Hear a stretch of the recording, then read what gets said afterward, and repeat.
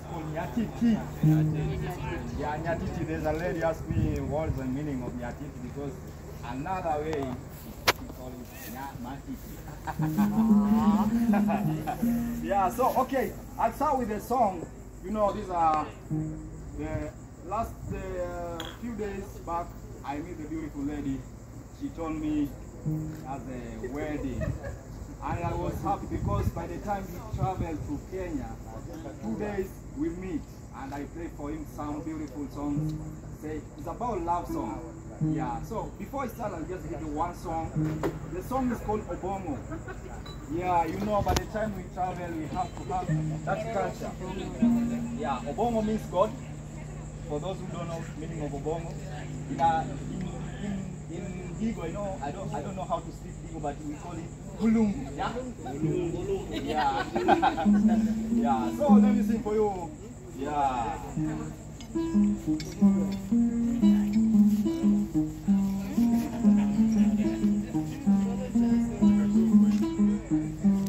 Ukwenda kama alikwenye kuna taa.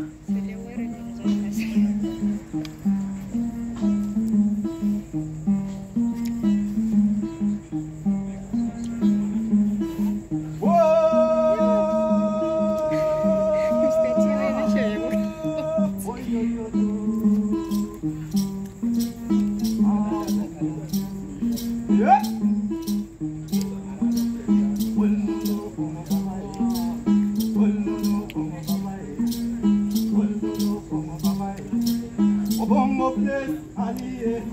Obongo place, Andrea. Obongo place, Andrea. Obongo place, Andrea. Mulungu place, Andrea. Yeah. God place, Andrea. God place, Andrea. We can sing together. Masai. Yeah.